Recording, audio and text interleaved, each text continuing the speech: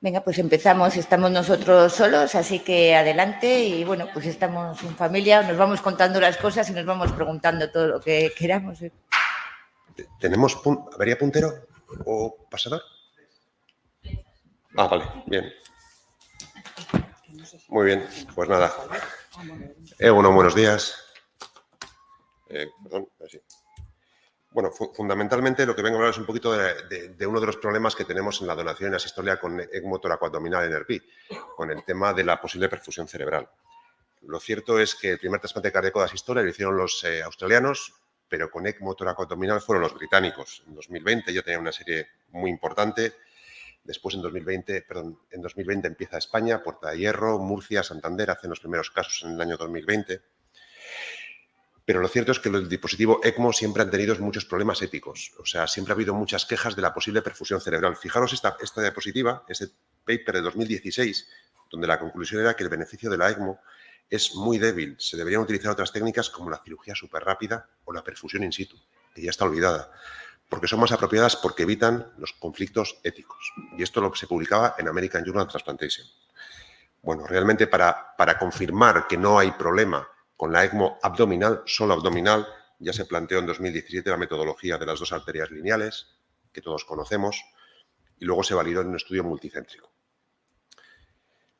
Pero llega la ECMO toracoabdominal, y todo lo que voy a poner ahora es del año 2023. ¿Veis? ¿Viola la NRP los principios éticos de la donación? Sí. Todos los problemas de la donación con ECMO toracoabdominal. Todos estos papers de 2023, los dilemas concernientes a extraer corazones, los problemas éticos del trasplante cardíaco de asistolia con ECMO. O sea, realmente hay un grandísimo debate y un montón de problemas a nivel internacional. Se me ha quedado bloqueado. Ahora, porque realmente lo que está claro y lo que ha quedado demostrado es que hay perfusión periférica. Con la ECMO toracoabdominal, aunque clampemos los troncos supraórticos, tenemos circulación. Pues no me da el punto. Sí. Tenemos circulación por las torácicas que pueden perfundir el cerebro. Lo cierto es que Bélgica y Reino Unido han tenido problemas de resucitación real de donantes, han abortado los programas, en Bélgica se han restablecido hace unos meses, en Reino Unido siguen prohibidos y en España sabéis que tuvimos una moratoria de unos meses. Lo cierto es que los nuevos statements internacionales te dicen, si usted hace ECMO toracoabdominal, debe garantizarse que no tiene ningún tipo de perfusión cerebral, que puede garantizar que la perfusión cerebral no existe. Y eso queda muy bien en el paper, como está aquí, pero cómo se demuestra.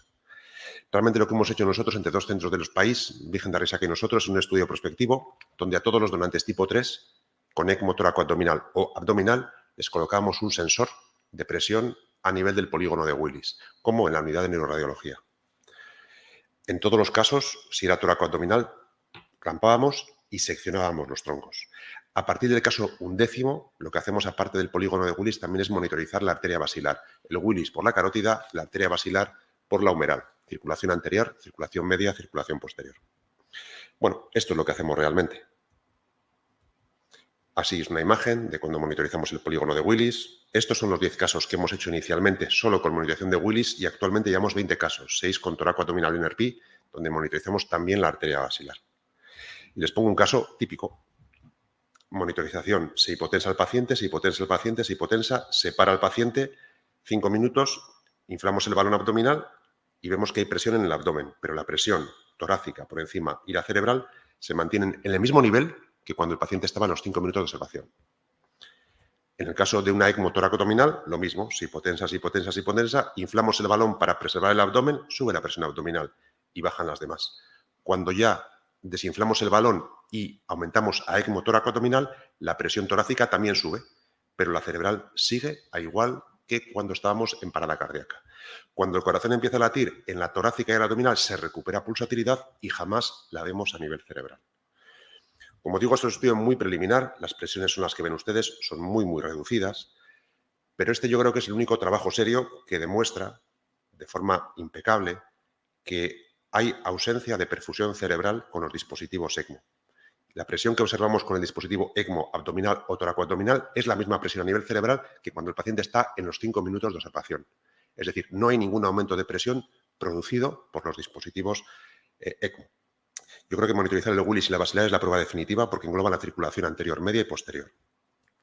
Este paper se ha publicado este año, en 2024, y me gustaría terminar con los británicos. Los británicos comentan, pues evidentemente tenemos la opción de la ECMO toracoabdominal frente a la extracción ex situ, la extracción súper rápida con máquina ex situ, que nos cuesta 90.000 libras. Pero el gran problema que tenemos, los problemas éticos.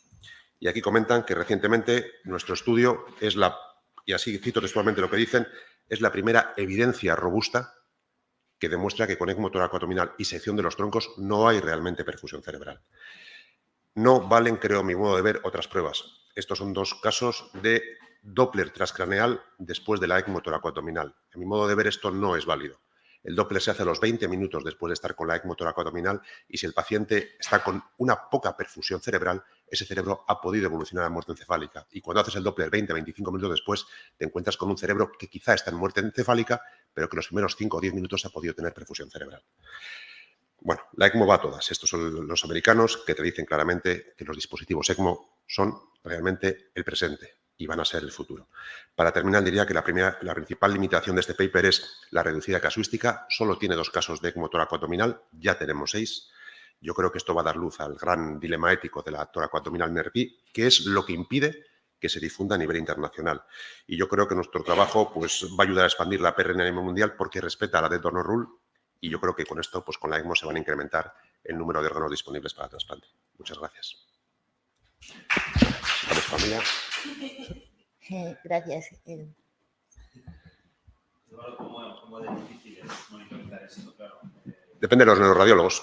Al final tienes que contratar un servicio de neuroradiología. Las familias no se ponen pegas. La verdad es que les lleva, si va todo bien, 45 minutos.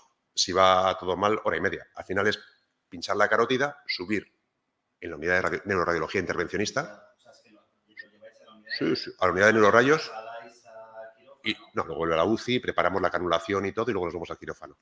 Entonces, a primera hora de la mañana, neurorayos por la carótida, polígono de Willis, pues como hacen cuando van a hacer una trombectomía. Y en general cogen ahora la arteria basilar por la humeral.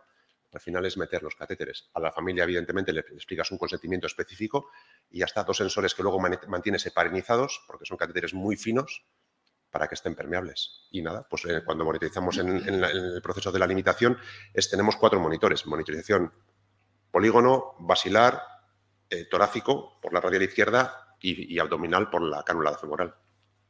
Y el riesgo de movilización del catéter, o sea, ¿es algún problema técnico cuando lo trasladáis a la UCI? No, lo que tenemos problema técnico es que cuando pinchamos por la carótida sí que les tenemos que decir que nos pongan el catéter muy lateralizado si vamos a hacer estenotomía, porque en ocasiones teóricamente lo que les gusta es poner el catéter aquí, justo en el lado de la carótida derecha.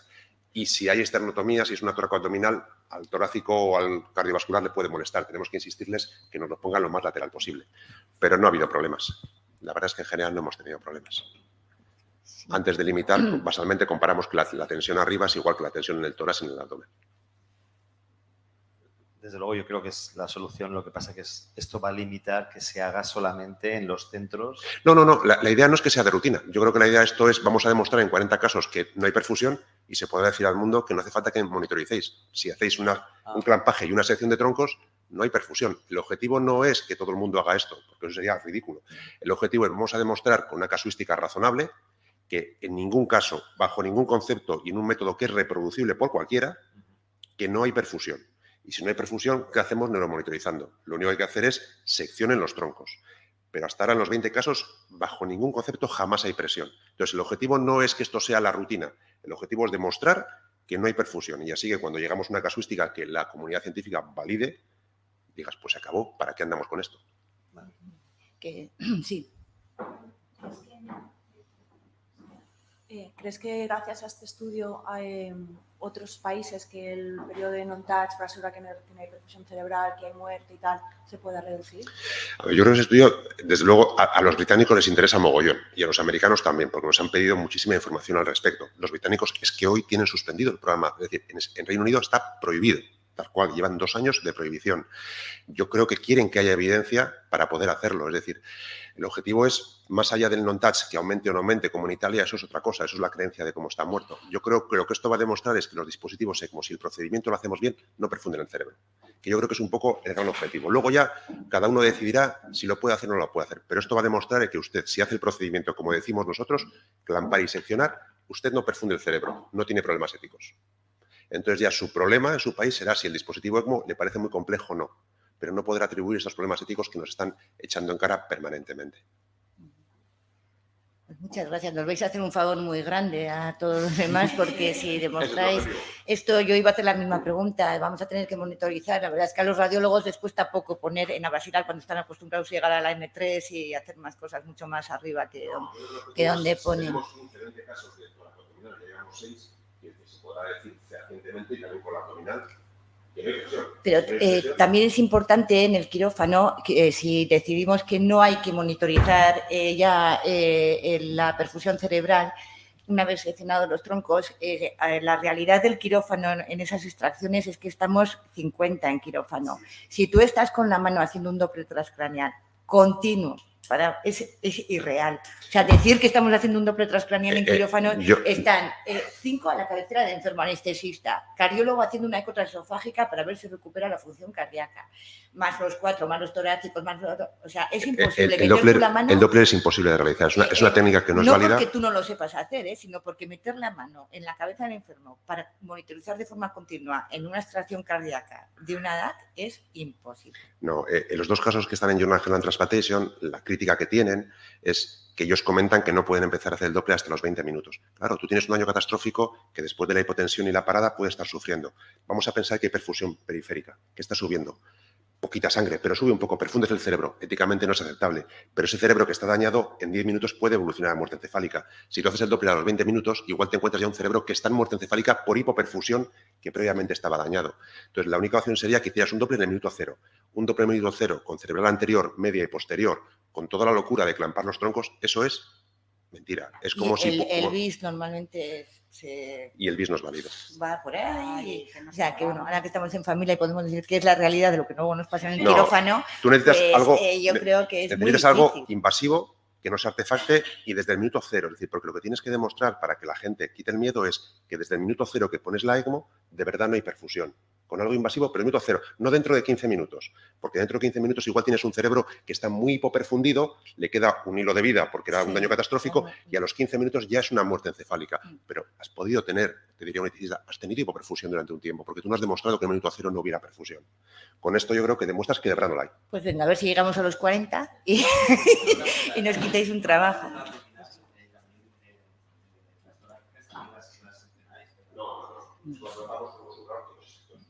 No, pero solamente con esa abdominal. Sí, pero con eso lo que hacemos es una presión en el abdomen, en la radial, en la torácica.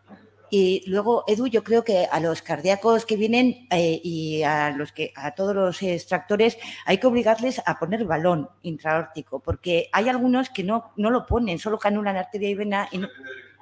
pero es que es muy importante, porque si fallamos en algo luego no tenemos balón y... El equipo local es el que le tiene que decir al torácico, aquí se hace con esta política, y si te gusta bien y si no, no vienes. No lo hemos podido conseguir, Ya, eso ya antes se decía. Ya.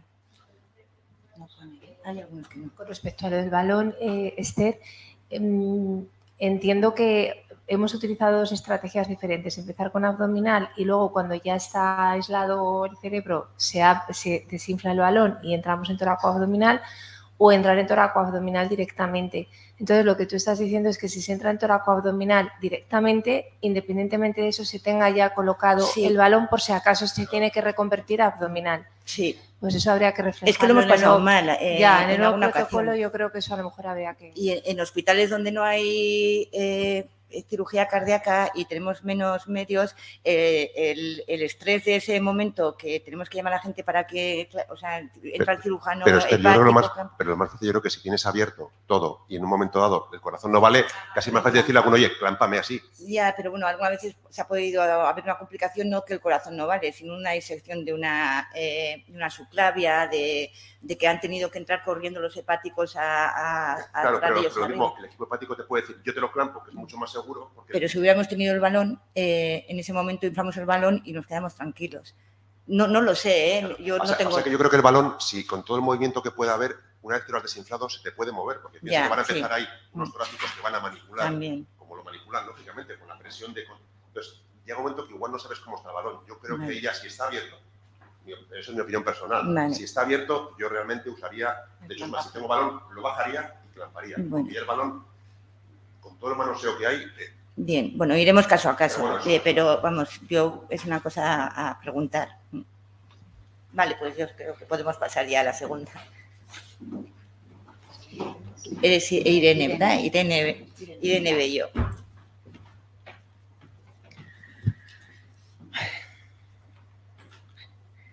Hola, buenos días. Soy Irene, me gustaría presentar nuestro estudio, el miedo en el papel de la fisioterapia respiratoria en la optimización del donante multiorgánico. Perdón por las imágenes. Como todo el mundo sabemos, el trasplante pulmonar desde los inicios, tanto a nivel internacional como a nivel estatal, es una técnica que se ha ido incrementando a lo largo de los años, y esto ha sido, en parte, ya no tanto porque los equipos pulmonares somos buenísimos y cada vez hacemos más, sino porque cada vez tenemos más donantes multiorgánicos. Una de las cosas que creo que más orgullosos nos debemos sentir en España es el número de donantes que tenemos. El año pasado tuvimos 2.345 donantes multiorgánicos, pero de estos únicamente 823 pudieron ser ofertados como donantes pulmonares, es decir, solamente el 35% se pudieron ofertar como donantes pulmonares. Y de estos, finalmente, fueron implantados un poquito menos del 60%. ¿Con esto qué es lo que podemos hacer? Pues obviamente tenemos las máquinas de perfusión ex situ, que a los cirujanos nos encanta. Podemos ampliar el pool de donantes con nuevas técnicas de donación, podemos extender los criterios, pero desde lo que hace ya bastantes años se ha demostrado es que un mejor manejo del donante en la UCI es una de las cosas que igual más rentable nos puede ser. En este estudio del doctor Miñambres ya se demostró que con un manejo estricto de la UCI, del donante en la UCI, se podía duplicar el número de donantes potenciales, el número de donantes pulmonares y así como el número de pulmones que finalmente se utilizaron. Sin afectar a los resultados posoperatorios inmediatos. Entonces, a raíz de este estudio, se hizo el protocolo nacional de manejo del donante torácico, en el que esto se dice que, por ejemplo, si en la radiografía de tórax no hay alteraciones de interés, que pequeñas contusiones, así como edema pulmonar neurogénico o atelectasias no descartan, siempre y cuando puedan ser corregidas, que la gasometría debe ser mayor de 300, que no debe haber evidencia de secreciones purulentas repetidas tras la aplicación, tras la aspiración o evidenciadas en la broncoscopia, con lo que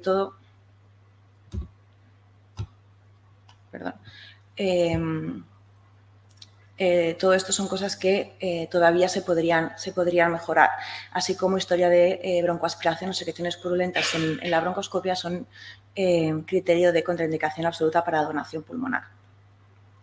Parte de esto, en este estudio publicado en el 2021 por el grupo de Viena, lo que se demostró que la compliance dinámica del donante en el momento de la extracción lo que hace es uno de los factores de riesgo que implican una mayor estancia del receptor en la UCI después del trasplante pulmonar. Así que vista esta evidencia y a raíz de la pandemia COVID, que muchos de los cirujanos acabamos en cuidados intensivos o en semicríticos, descubrimos que hay el COFASIS, el sistema mecánico de insuflación-exsuflación, que lo que hace es simula una tos. Es decir, con una presión, primero se instila una presión positiva en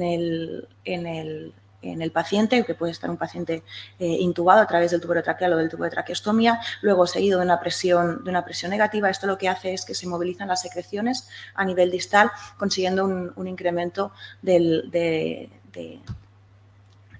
la expectoración de la limpieza de estas secreciones, así como también conseguimos un mayor reclutamiento del pulmón. Esto es algo que hace tiempo que ya se utiliza en las unidades de críticos con pacientes intubados. En este estudio lo que se demuestra es que cuanto más se incremente las diferencias entre el flujo, entre la presión positiva y la presión negativa que empleamos, más se moviliza las secreciones En este estudio lo que se vio es que en el grupo de intervención, que es el grupo con Cofasis, el peso del moco que se aspiraba era mayor que con las aspiraciones habituales que suelen hacer en la UCI, incrementando también la compliance de estos pacientes, y el uso del Cofasis lo que hace es incrementa la presión parcial arterial de oxígeno, así como la saturación, y una de las cosas más importantes es que no inestabiliza en ningún momento al paciente, sin incrementar la frecuencia cardíaca, así como la presión arterial. Así que lo que hicimos es diseñamos un estudio multicéntrico prospectivo randomizado con cuatro grupos españoles, 2 con programa de trasplante pulmonar, 2 sin programa de trasplante pulmonar. Lo que hicimos es todos los donantes mayores de 18 años, ya sean en muerte encefálica como una sistolia controlada, elegibles para cualquier tipo de donación de órgano, no solamente para pulmón. Los randomizamos. Los criterios de exclusión fueron hemotoras no drenado, neumonectomía de menos de 3 semanas, fístula broncoesofágica, hipertensión endocranial o inestabilidad hemodinámica, así como alguna patología intersticial, alguna neumopatía severa como EPOC-EPID o broncoespasmo severo. Entonces, lo que hicimos en los donantes elegibles, hicimos una gasometría previa, una radiografía, aplicamos el protocolo nacional. Después de aplicar este protocolo nacional, repetimos la gasometría y una radiografía de tórax, y a partir de aquí randomizábamos a los donantes, grupo control o grupo intervención. En el grupo control lo que hacíamos es a los 60 minutos repetíamos la gasometría, y en el grupo intervención le realizábamos sesiones de Cofasis. A los 10 minutos de la sesión de Cofasis repetíamos gasometría, y a los 50 minutos una nueva gasometría. Todo esto con la FIO2 de 1 y la PIB de 5. ¿Qué es lo que miramos para este estudio? Cuántos donantes serían elegibles para donación pulmonar únicamente por criterios gasométricos, con una PAFI mayor de 300, y miramos las complicaciones derivadas del uso del MIE, neumotórax, inestabilidad hemodinámica o un tapón mucoso o hipoxemia. El protocolo que utilizamos fue la ventilación protectiva y las maniobras de reclutamiento, así como marca el protocolo nacional, y posteriormente el Cofasis con presiones. Lo que hicimos fueron 5 ciclos de más 40 menos 60, 4 series separadas 1 minuto cada una de las series. No se podía aspirar entre cada una de las series, únicamente se podía aspirar al final. Y esos son los resultados. Hasta el momento llevábamos analizados 39 controles, 32 intervenciones. De estas vimos que no había diferencias significativas entre el grupo control y el grupo intervención en todos los donantes, y vimos que el porcentaje de donantes elegibles para trasplante pulmonar no variaba, aunque sí que había una tendencia a los 60 minutos que el grupo intervención tenía una tendencia a un incremento del número de donantes elegibles para pulmón. Pero si mirábamos solamente aquellos que eran no elegibles de inicio, 11 controles y 9 intervenciones, vimos que tras el uso del Cofasis, la media de la PO2 a los 10 y a los 60 minutos incrementaba siendo elegibles para donación pulmonar, y el porcentaje de donantes que se volvían elegibles era del 77,8% a los 10 minutos, 66,7% a la hora, siendo estas diferencias estadísticamente significativas a la hora.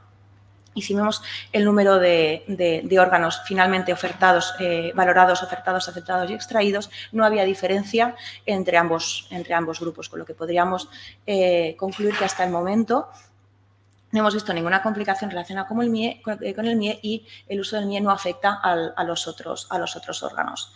Así que para concluir, podemos decir que la fisioterapia respiratoria que utiliza el MIE es una herramienta rentable y segura para aumentar el grupo de donantes, el pool de donantes pulmonares, y optimiza la oxigenación de estos donantes, y se podría considerar esta inclusión rutinaria en el manejo del donante pulmonar. Me gustaría, para finalizar, agradecer a todo el equipo investigador que ha querido participar en el estudio. Muchas gracias.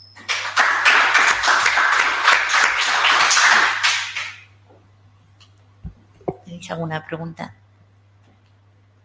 Sí, bueno, pues es una técnica muy fácil para poder hacer una cosa que ganamos, entonces yo creo que nos deberíamos animar. Estoy seguro de que cuando la INE vaya más, va a ir mejor, sobre todo con los pacientes más dañados. Realmente una técnica como esta, como la PIP, realmente los pacientes con gasometrías muy buenas mejora, pero la mejora es poca. Cuando un pulmón es excelente, es difícil mejorarlo, pero realmente a medida que tengamos más en los pulmones que están en el límite o justo por debajo del límite de aceptación van a ser los que más beneficio van a tener. De hecho, cuando haya N superior, lo que estoy seguro que va a pasar es que esos pulmones rescatados por debajo de 300, que suban a 300, por encima van a ser trasplantados y vamos a demostrar que no hay perjuicio en el postoperatorio. Y realmente ahí está el beneficio. En los pulmones semimarginales o que están en el límite de la aceptabilidad, en los excelentes nos cuesta menos, es cuestión de ellos. Cuando tengamos un poquito más, y desde luego es una técnica que cuesta cero, que hoy día que estamos en el mundo del trasplante, que parece ingeniería todo y todos son máquinas y miles de euros, pues es que técnicas como subir la pipa en el respirador es gratis, hacer esto es gratis. Sí, el cochazo. Ayer lo que vimos, ¿no? Poner la temperatura de los pulmones a 10 grados, cosas que dices, joder, pues es que hay cosas que mejoran en el día a día, la práctica, que tienen un coste cero, más allá de prestar atención al paciente. Sí, y luego aparte yo creo que una de las cosas que no he comentado aquí es que lo que también estamos analizando son los parámetros respiratorios del ventilador del pulmón, antes de realizar las maniobras, después de realizar las maniobras, antes de aspirar, después de aspirar. Y una de las cosas que cuando acabemos sí que hay que analizar es el cambio de la compliance, del flujo de las presiones, porque yo creo que con todo esto sí que más allá de la PO2, de la PAFI, creo que podremos trasplantar pulmones con mejores características, ya no solamente gasométricas, sino funcionales, que hemos visto que también esto es algo que afecta en el receptor. Beatriz. Sí, muchas gracias, Irenea. La verdad es que es un trabajo extraordinario y es un placer colaborar con iniciativas como esta.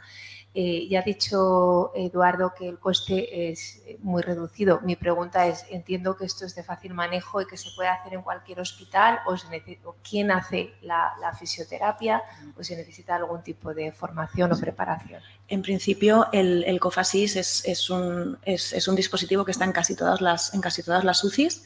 Yo creo que el fungible, el COFASIS cuesta unos 4.000 euros más o menos y cada fungible creo que son unos 100 euros.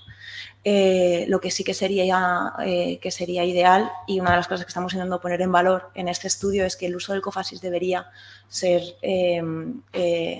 hacerlo un fisioterapeuta con un máster en respiratorio. Eso sí, que en la gran parte de las UCIs ya existen. O sea, que realmente es algo que en cualquier hospital, sea trasplantador o no sea trasplantador, casi en cualquier hospital existen. Sería interesante saber qué porcentaje de UCIs utilizan este retorno rutinario, que es bastante alta. No sé si nosotros usamos el UCI para los respiratorios. Como así se usa, aparte de la donación, en nuestra UCI se usa para la gente óptimo, destetado, que están al borde de la intubación. Se usa de rutina, hacemos mucho de verdad, pues para que no se les esté.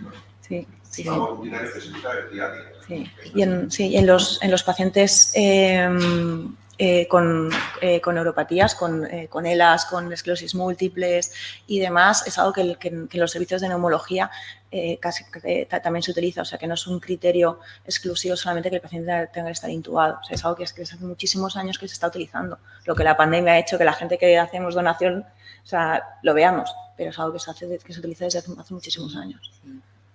Irene, Pedro Ventura, soy nefrólogo, no entiendo nada de trasplante pulmonar, pero mi pregunta viene, ¿la técnica que tú aplicas está mejorando la ventilación y el pulmón para utilización para trasplante o está logrando identificar los pulmones que probablemente si hubieras utilizado igualmente, aunque no cumplieran los criterios para donación, igual tendrían el mismo outcome después del trasplante? Es decir, tú estás logrando optimizar el donante para que cumpla los criterios que habéis definido para el trasplante pulmonar o realmente estás mejorando la función pulmonar y permitiendo que un pulmón que iría mal de cualquier forma ahora sí que tenga un mejor resultado? Pues la verdad, un poco las dos cosas, porque sí que incrementas el pool de donantes mejorando el pulmón, pero también es verdad que una de las máximas que en el protocolo nacional se dice es que si tú mejoras la oxigenación del donante, mejoras también la función del resto de órganos.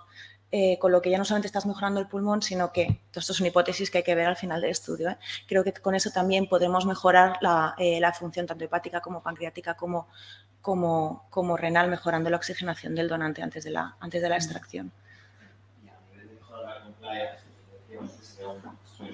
secundario probablemente también la evolución del receptor debería ser mejor, el pulmón está en mejores condiciones después de haberlo optimizado.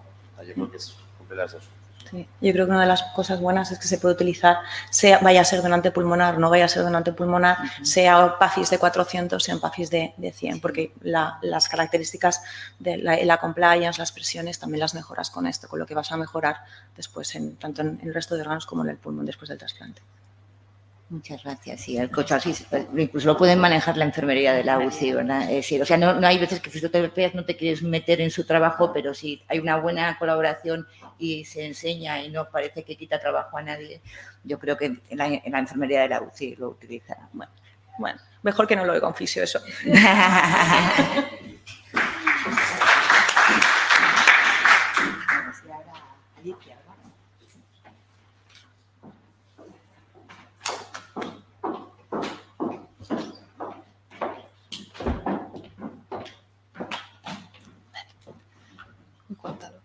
Bueno, yo soy Alicia Molina, también soy nefróloga y a pesar de que tampoco entiendo mucho, me están encantando todas las charlas.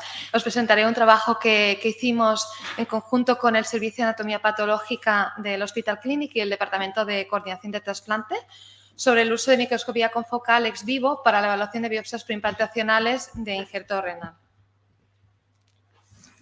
Como todos saben, existe un aumento del número de donantes de criterios expandidos en la última década en el trasplante renal y la biopsia preimplante aporta una información valiosa sobre el grado de cronicidad y daño estructural del órgano con criterios expandidos y puede ayudar a la decisión en cuanto a la aceptación o no de este órgano para el trasplante renal. Con el fin de mejorar la correlación de los hallazgos histológicos y los resultados, se han desarrollado muchos scores, siendo el más usado el score de Remucci que todos conocen.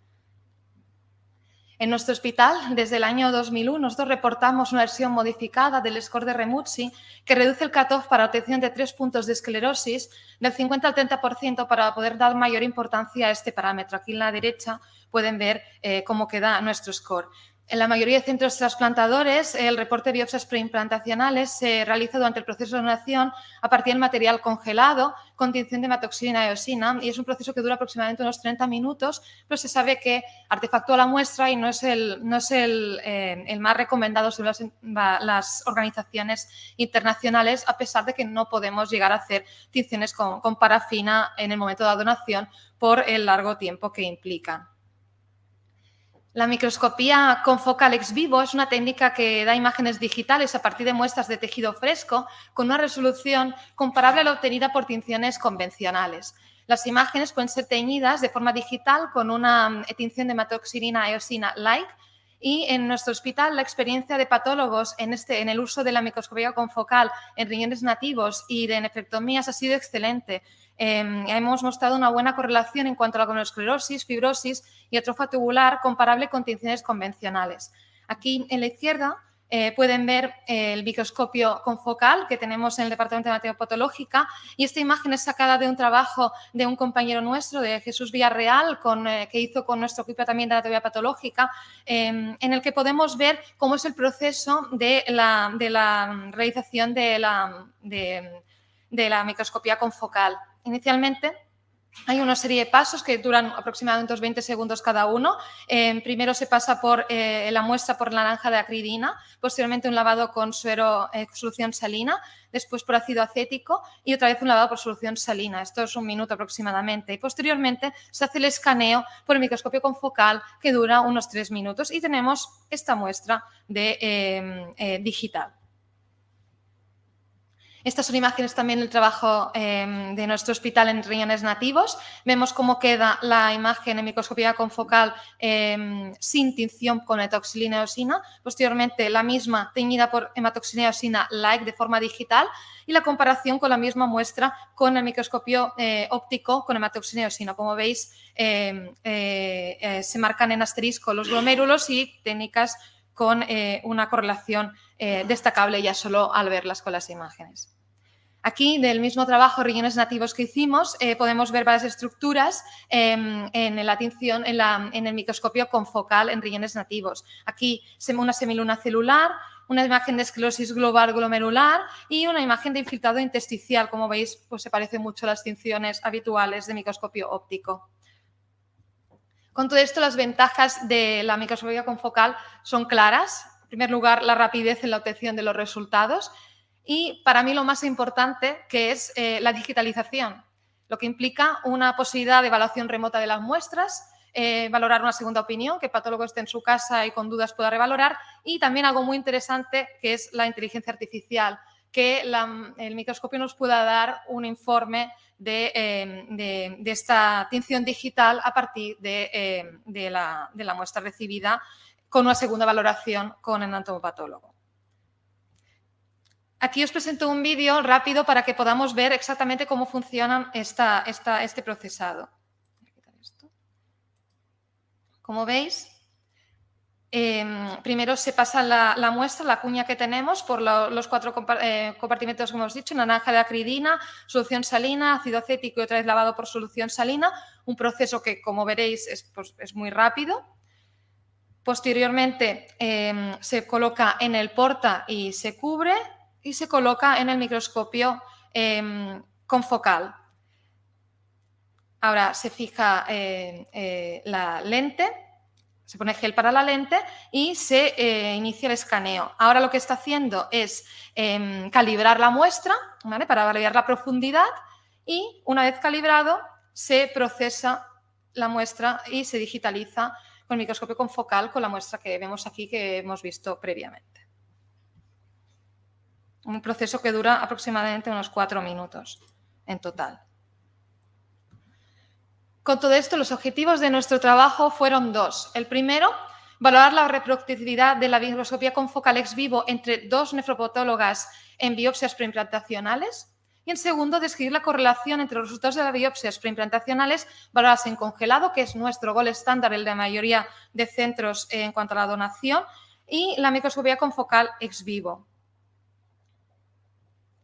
Hicimos un estudio prospectivo unicéntrico de biopsias de donantes recibidas en el Hospital Clínic entre enero y octubre del año pasado, del 2023.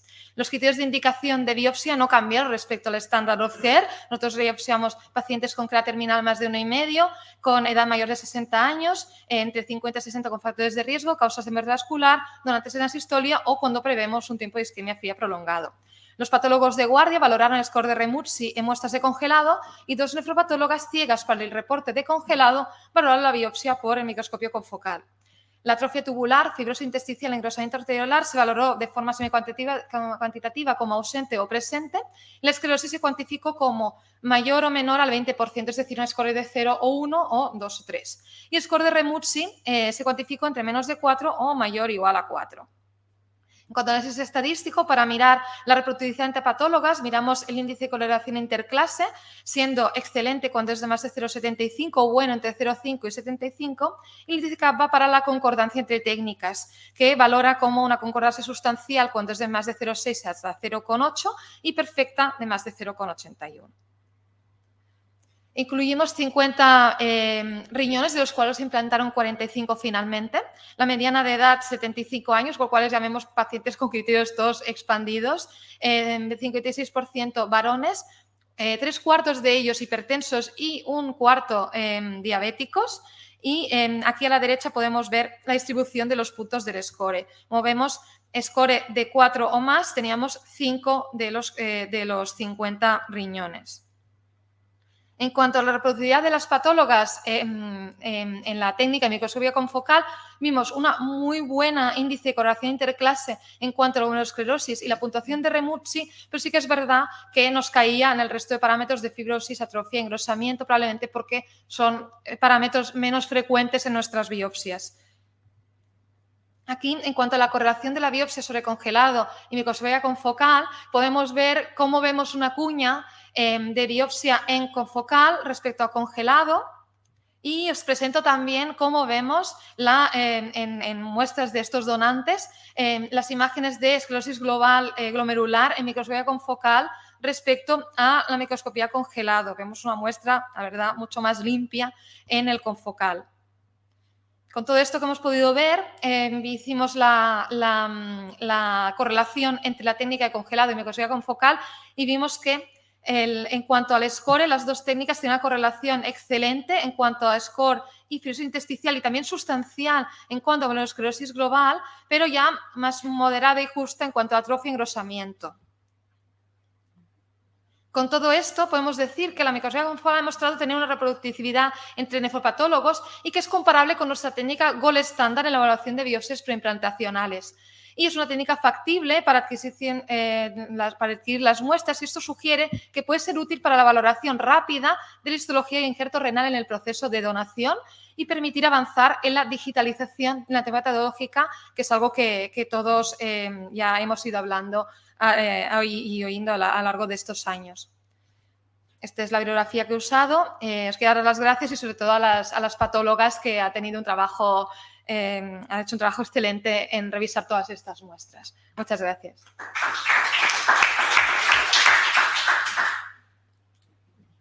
Ahí tienes una pregunta. Hola, Alicia. Felicidades, un muy buen trabajo. Mi pregunta es, tú has comparado la confocal con el congelado, pero no luego para afinar la muestra y hacer el análisis histológico, histopatológico estándar y ver de qué forma. Mi pregunta es, ¿la microscopía confocal mejora la capacidad de diagnóstico respecto al congelado? Porque sabemos muchas veces nuestra dificultad es aceptar el resultado del congelado y no siempre es tan fidedigno. No sabemos si es tan fidedigno. Por eso mi pregunta es si tenéis pendiente o la idea de ahora reevaluar comparando con la misma muestra en parafina con una valoración reglada y contemporizada comparada con la confocal. Sí, muy buena pregunta. Esto es un paso que estamos dando, que espero tener en las próximas semanas, porque ha sido más trabajo para las patólogas también. Y al final los resultados en riñones nativos no se hicieron sobre congelados, se correlacionó la muestra en parafina con la muestra del confocal, que es realmente a lo que queremos aspirar, a parecernos esta parafina, ¿no? a la muestra más procesada. Y ahí la correlación era mucho mejor, porque realmente se parece mucho más. También el consenso de la SOT dice que lo ideal sería hacerles a todos las biopsias en parafina, fijadas en formol, pero esto requiere mucho tiempo, con lo cual el confocal nos daría esta parte, ¿no? De parecernos al gold estándar que nos piden las sociedades, sin perder el tiempo, ¿no? Entonces, creemos que cuando hagamos esta segunda fase, que es la que queremos hacer, que realmente la correlación mejorará más todavía, porque es a lo que se pretende parecer. Y te puedo decir de momento que lo que tenemos visto, que es un poco que si cambiaría mucho el porcentaje de pacientes con score de más de 4, para valorar si esto cambiaría mucho la aceptación. De momento el score sí que se parece, es decir, hay un score similar, pero no hemos hecho un análisis completo en cuanto a la técnica, pero es un segundo paso que antes de ir más allá con este trabajo, pues vamos a intentar correlacionarlo con todo, con esta técnica también. Alicia, muchas gracias por el trabajo. Sabemos que el score a veces nos lo tomamos como santo grial, ¿no? Y de hecho hay grupos que no creen en la biopsia preimplante, nosotros la hacemos y creemos en ella, pero ya vemos que hay divergencias entre técnicas y hay divergencias entre observadores. Tú que has podido comparar las dos patólogas y has visto que hay divergencias, ¿podrías decir que el sesgo es que hay una de ellas que sobreestima más las lesiones y la otra menos, o es absolutamente aleatorio a la hora de analizar las discrepancias? Porque eso puede tener incidencia a la hora de rechazar o aceptar riñones. Sí, esto es algo que también, aprovechando que hemos hecho este trabajo impecable por las patólogas y que se han revisado todas las muestras, ellas también ahora se han revisado el congelado, que lo había hecho el patólogo de guardia, ¿no? Vamos a ver también la discrepancia entre ellas mismas para el congelado, ellas mismas para la parafina, que la han mirado también, y será interesante ver, porque hemos visto ya en el confocal que hay algunas discrepancias que sobre todo van a los puntos de atrofia y fibrosis. La esclerosis se parece mucho, eso es fácil de ver, pero cuando vamos al engrosamiento arteriolar, la fibrosis, eso es más fino y es bien sabido que es donde más discrepancia hay, y eso es lo que puede dar la discrepancia de puntos de score. Pero por suerte, nosotros al final lo que da más puntos siempre es la glomerulosclerosis, y es por eso que el score global no cambia tanto, ¿no? Pero este trabajo nos va a servir para ver Igual que hemos visto que hay diferencias en la técnica de confocal, que es una técnica que no usamos de rutina, miraremos la diferencia en congelado y en parafina entre las dos nefropatólogas con las que nosotros trabajamos. Entonces veremos entre ellas cuánto se parecen en técnicas que ya conocen bien y nos ayudará también a interpretar el big picture de todo esto, ¿no? Y poder lanzarnos a usar esta técnica que yo la verdad es que creo que es el futuro y que la acabaremos usando. Y ya cuando hicimos en riñones nativos, lo primero que veíamos era, vale, el riñón nativo requiere un diagnóstico de precisión, muy preciso, y probablemente todavía estamos muy verdes en el confocal. Pero en la biopsia preimplantacional, que queremos diagnóstico claro, esclerosis, fibrosis, atrofia, esto es el punto donde podemos hacer más cosas con el confocal, porque esto lo ven muy bien y como habéis visto las imágenes se ve muy claro cuando hay un glómerulo esclerosado y es fácil, entre comillas. Bueno, yo no lo he analizado, pero se ve claramente. Enhorabuena, me parece un trabajo extraordinario. Yo no soy muy creyente de la biopsia preimplantacional, pero también es cierto que creo que un procesamiento rápido y tener la posibilidad de consultar a patólogos expertos en la materia, que me parece que es un valor añadido importante, creo que a lo mejor podría darle una gran utilidad. O sea que enhorabuena, me parece un trabajo extraordinario. Yo te quería preguntar una cuestión por curiosidad.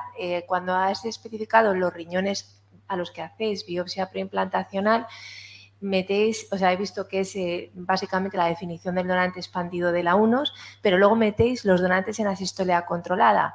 Y me pregunto por qué. Es decir, ¿qué se espera en un donante en asistolia controlada por el efecto de la isquemia en todo lo que valoráis? Es decir, ¿por qué no utilizáis el criterio expandido muerte encefálica o asistolia? No sé si te he formulado bien la pregunta. Sí, o sea, yo ¿por creo qué la que donación en asistolia controlada per se? Y ahora me corregirán los doctores, pero yo creo que esto es en base a lo que hacíamos al principio, ¿no? Que al final nosotros estos pacientes nos parecían más criterio expandido de por sí y de hecho lo tratábamos a nivel inmunológico también como de alto riesgo y ahora conforme se han hecho más, pues realmente creo que no estamos biopsiando a todos los pacientes con asistolia controlada solo por el hecho de ser controlada. Entonces a lo mejor esto lo tendríamos que cambiar, pero no estamos biopsiando a todos solo por el hecho de ser asistolia controlada. Muy bien, pues nada, muchas gracias por trabajar en facilitarnos la valoración de la inviabilidad o no de los órganos. Diana Colón, ¿sí? De Valle de Hebrón, adelante. Impacto de la ECMO en el trasplante renal. Buenos días, soy Diana y vengo del Hospital Valle de Hebrón, soy coordinadora de trasplantes. Y poneros un poquito en situación de por qué el análisis de estos datos. Sí que es cierto que en el mundo de la donación la asistolia controlada empezó hace mucho tiempo ya. Nosotros en el 2016 sí que todo el mundo y en todas las UCIs se hablaba de ECMO y sobre todo a nivel de pacientes respiratorios ECMO veno-veno, ¿vale? En nuestro hospital en el 2017 hubo el primer caso de ECMO RCP a partir de un caso de hipotermia accidental. Y luego a nivel de la ONT, pues los casos de la propuesta de la asistolia no controlada. Nosotros en el hospital como tal, el programa de ECMO RCP empezó en el 2019. Es cierto que vino toda la parte de la pandemia y quedó paralizado y gracias al CAT Salud esto se ha expandido y ya somos más hospitales que estamos con el programa de ECMO RCP. Y en nuestro hospital el primer caso de no controlada fue este año. A raíz del inicio del programa de ECMO RCP hemos visto un aumento de los donantes en nuestro hospital y nos propusimos analizar qué pasaba con, sobre todo, los riñones de estos pacientes. Este año, en el 2023, en Valle de Hebrón se realizaron 73 donantes multiorgánicos, de los cuales un 16% supuso pacientes que estaban con el dispositivo de ECMO RCP. Es cierto que tenemos un 48% de DAC, un 32% de muerte encefálica clásica, como siempre, un 1% de DAN y sí que hicimos 3 PRAMs. De estos pacientes, y de ahí los objetivos del estudio era analizar la viabilidad y la evolución de los riñones en trasplantados de los donantes fallecidos en contexto de la ECMO-RCP. Y para ello hicimos un análisis descriptivo de todos los receptores renales de donante cadavérico generados durante el 2023, comparando los datos demográficos, la supervivencia, función de los injertos renales procedentes de estos tipos de donación. Como os he dicho, 73 donantes, 56 donantes adultos renales que se implantaron los riñones en nuestro hospital, 17 provenían de donantes en muerte encefálica, 26 en asistolia controlada y 13 en pacientes que habían sido canulados en el proceso de ECMO-RCP. De ellos, las características de los donantes, podemos ver que sí que es cierto que los pacientes con ECMO-RCP eran algo más jóvenes, pero a nivel de hipertensión, factores de riesgo cardiovascular, hipertensión, diabetes o dislipemia, no había diferencias estadísticas. Y sí que tenemos un score que vemos que los riñones de ECMO-RCP era mucho menor el score. A nivel de receptores, lo que pudimos ver, y ahora en las gráficas, estos son todos los datos demográficos, edad, sexo, pudimos ver, y ahora os lo explicaré en las gráficas, el tiempo de isquemia fría y cómo evolucionaba la creatinina, que es lo que gracias a los nefrólogos, creatininas analizadas a la semana, al mes, a los 3 meses y a los 6 meses. A pesar de que el tiempo de isquemia fría en los donantes en ECMO-RCP llegó a casi 14 horas respecto a los de muerte encefálica y DAC, que eran unas medias de 10 horas o 13 horas, vimos que la función retrasada en el injerto inicialmente era mayor, pero la supervivencia del injerto en los pacientes de ECMO-RCP era similar a los tipos de donantes tanto de muerte encefálica como de DAC. Y sí que es cierto que también había un porcentaje mayor de rechazo agudo, pero como vemos en la gráfica, volvemos a ver que la supervivencia del injerto a los 6 meses, era igual que si fuera provenientes de pacientes en muerte encefálica, de donantes de muerte encefálica o DAC. Y la creatinina lo podemos ver aquí. Inicialmente eran pacientes con creatininas a lo mejor algo más elevadas, incluso creatininas de 4,2 a la semana, y alguno de ellos requirió de diálisis de los receptores, pero a los 6 meses las creatininas se igualan. La función del injerto es igual, tanto en pacientes que vienen con riñones que provienen de donantes en muerte encefálica como de asistolia controlada.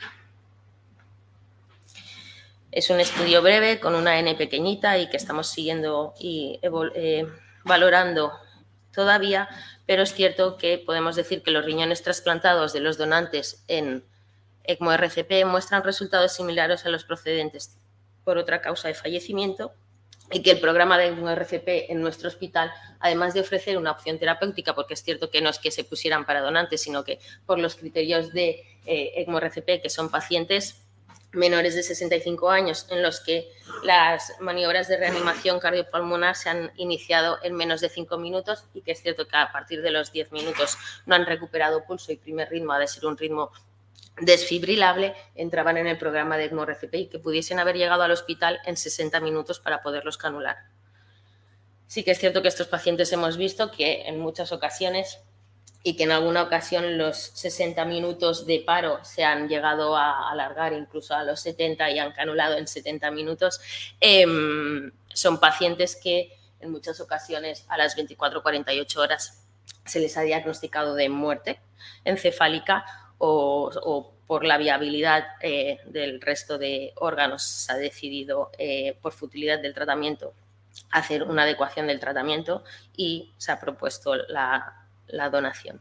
Y es cierto que a nosotros nos ha aumentado mucho el pool de donantes y casi 1 de cada 5 donantes venían de la población de donantes de ECMO-RCP y creemos que es una fuente para todos los hospitales de aumentar el pool de donantes. Y hasta aquí.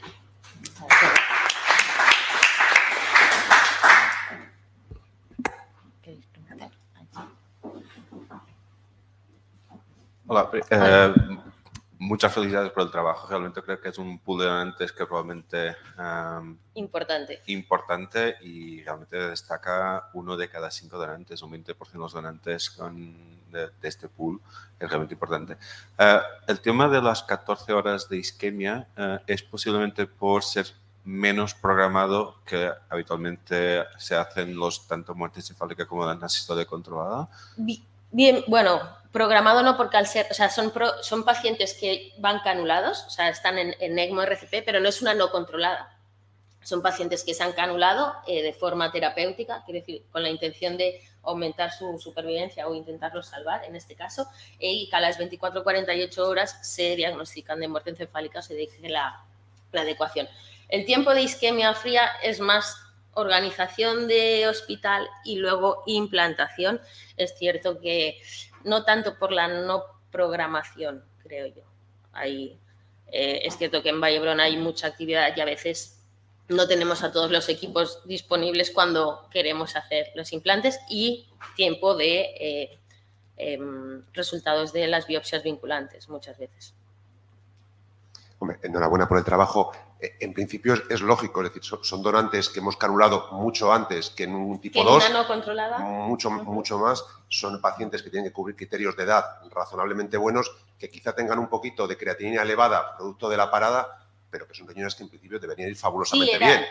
De inicio es lo que pensábamos, ¿no? Y que tenían que ir bien, porque si los de la tipo 2 ya se ha demostrado que son órganos que funcionan bien, pero dado que era un nuevo pool de donantes que teníamos en el hospital, queríamos analizar qué tal iban esos riñones realmente, porque a pesar de los primeros signos de necrosis tubular aguda que pueden haber en consecuencia del paro, bueno, pues eran pacientes que muchas veces están inestables muchas más horas, a pesar de estar canulados, ¿no? Y que tienen ahí una afectación importante de los órganos. Yo creo que ahí es convencer a nuestros equipos renales que no va a haber problema, de que en ocasiones podemos ofertar riñones que creo que van a ser muy buenos, pero que igual tienen una creatinina de 1,5, 1,6, pero que no es porque sean riñones malos, sino porque es un paciente de 57 años que hace 30 horas tuvo una parada, que está orinando, pero que es un riñón que va a ir muy bien. Exacto, ¿no? De ahí y el analizar la función renal, el intentar que no hayan tantas biopsias vinculantes, ¿no? Biopsias, porque por tener una función renal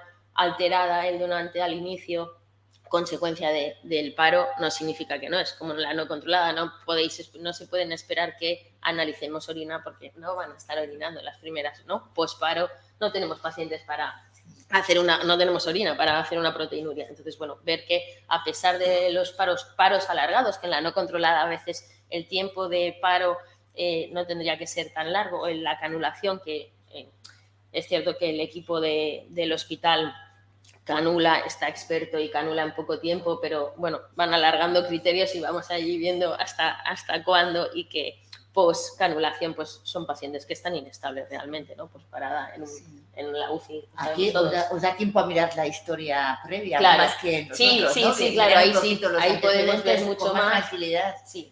Pues bienvenidos. Y situar a las familias, ¿no? Darles ese tiempo que ya les hablas de mal pronóstico cuando ingresan, de que... Pero, pues en los lugares donde tenéis este programa, vamos adelante, me parece. Sí, se está a nivel, ¿no? Que son donantes que no los hemos ido a buscar nosotros, nos han venido dados y estupendamente, ¿no? Una vez que tenemos los programas así. Y sí que hemos visto que, ¿no? En otras, bueno, que el pool de muerte encefálica vuelve a subir. Ya. No los podíamos perder esos, estaban ya en el hospital y o sea, súper bien.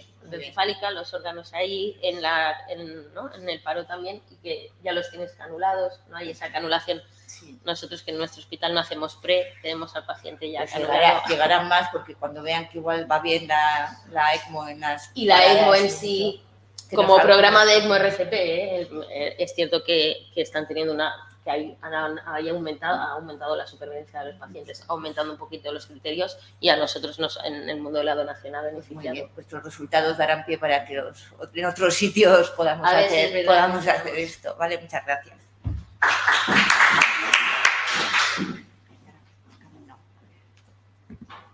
Camino Rodríguez. ¿De dónde son ellos? Del Clinic. Venga, pues pasamos.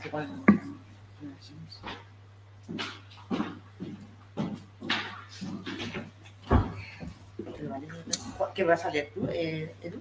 El trasplante de riñón de donante transitoria no controlada. Siguiente. Vale, siguiente. Buenos días a todos. Pues bueno, vengo a presentaros un poco nuestros resultados de trasplante renal de donante en asistolia no controlada y bueno, pues la visión que tenemos nosotros del tipo 2, que realmente pues es bastante crítica sobre los criterios actuales. Bueno, se puede. Lo primero del tipo 2 es decir que desgraciadamente está muerto. Quiero decir, el tipo 2 realmente posiblemente lo hemos justificado que con la pandemia, lo pueden ver ustedes aquí abajo, que con la pandemia lógicamente se pararon, pero la verdad es que llevamos ya 3 años después de que acabó la pandemia y seguimos sin tener tipo 2 y eso yo creo que ya no está justificado. Posiblemente nos hemos acostumbrado a vivir mejor y cuesta volver a vivir peor. Pero yo creo que el tipo 2 pues hay que realmente reanimarlo. Estos son los datos de 2022. Ven ustedes 24 donantes tipo 2 en España, cuando antes hacíamos 100, de los cuales solamente se trasplantó un órgano en 18. Es decir, ven ustedes que prácticamente, sobre todo el Hospital Clínic de Barcelona, un poquito Santander y un poquito otros, pero muy poquita actividad.